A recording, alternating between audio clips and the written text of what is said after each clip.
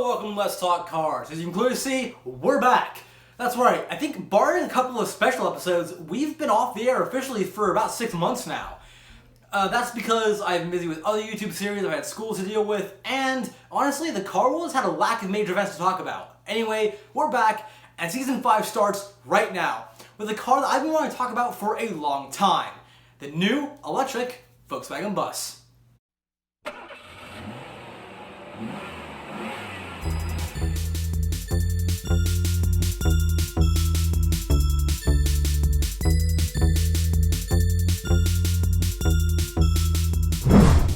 That's right, we're talking about the brand new 2022 Volkswagen electric bus. Now, 2022, keep that year in mind because it's actually kind of important when we're talking about this specific car because it was supposed to be coming out in late 2020 and then got pushed back to 2021 and now it's sitting somewhere in 2022, we don't quite know when. However, they have released some specs, stuff like 0 to 60 and top speed, not right now, they don't have those out yet. However, Volkswagen has released some specs on stuff like the electric range of the car and the different models available. That's what we're going through today. Also remember, this car is more than 2 years away, and these specs will almost certainly change by then.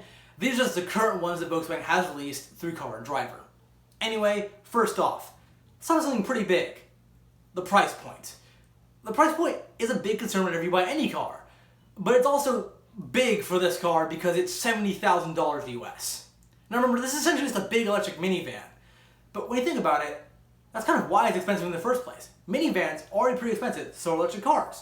And also, as of right now, late 2019, there are no fully electric minivans on the market. We do have a plug-in hybrid Chrysler Pacifica out there, which is pretty expensive and does get good electric range with the plug-in hybrid part of it, but it's not fully electric. If that is still the case when this thing comes out in 2022, it could be a big selling point for the car. Not to mention just the fact that they're calling it a Volkswagen Bus for nostalgia reasons, even though it's not, because no bench seats. Sorry. Still, it looks like it's going to be a really cool car when it comes out. Now, again, as of before, there are two different versions.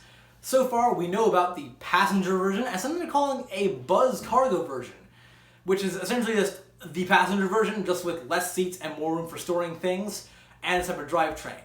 So about the passenger version, you're going to get a all-wheel drivetrain, which is pretty cool. Not many electric cars have that. I know the Tesla P90D does. Some of the original Tesla Model S cars did that, and not many other electric cars have that.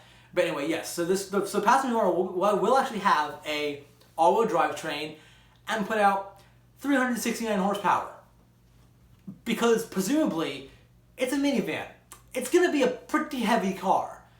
But another thing the passenger version of the minivan is actually going to let you do is pretty much fully adjust the interior. The seats can be removed pretty easily with a little tool that's going to come with the car. You can lie them flat, so I guess you can technically make them into bench seats if you wanted to make it more like the original Volkswagen Bus. But you can remove the seats, put them on the walls, lie them flat, whatever. So the passenger one is the more customizable of the two. The cargo one, you're going to get less seating area, but more area for, well, cargo.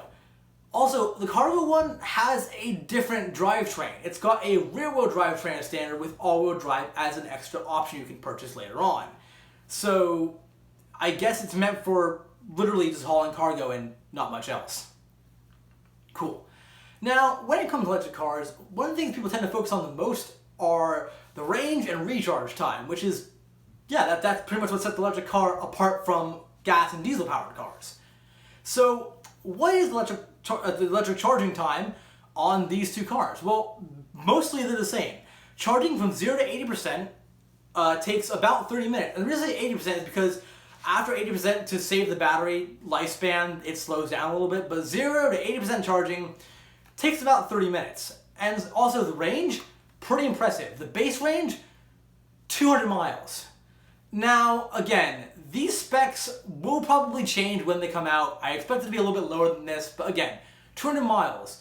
Now, most electric cars nowadays, even now, can get better mileage than that on a mid-range version of it, like on a mid-level version, maybe not the base-level version, but the mid-level version of the car, say like the Nissan Leaf or the Chevrolet Bolt.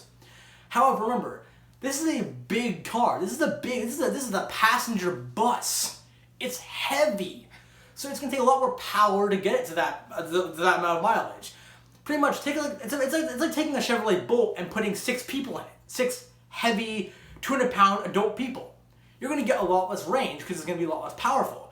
So that's why it's going to take that much power to get to that range. However, it also have an option for a much more powerful motor, which will get up to 340 miles on a single charge. Pretty cool. So, looking at this car as it is right now, there are also, I've read on Car and Driver articles about this car, several things which I don't think will see production at all. They're there for experimental reasons. One of which is a fold-away steering wheel. Yeah, that's not going to get into production. That's just, it's a cool idea, but no. But the second thing on here is also what I think is making this car go back in years. Like, it's what's delaying this car so much. Is because Volkswagen is going to try to incorporate AI driving, driverless car stuff into this car. Kind of like Tesla's autopilot, except hopefully it won't kill people. Big whoops, Tesla. Big whoops. And seriously though, so yeah, Volkswagen is going to be trying to incorporate some new driverless technology into this car, which is what's pushing its date back so much. But honestly, in my personal opinion, if they get that to work properly, it's going to be worth the wait. It's a driverless. It will be the first, not only the first ever electric minivan, but a driverless electric minivan. That would be pretty cool. Anyway, thank you so much for watching the episode of Let's Talk Cars. It's great to be back. Next up, we're going to be doing an episode on modern 2-cylinder engines, which are things I didn't really think even existed anymore, but apparently they do.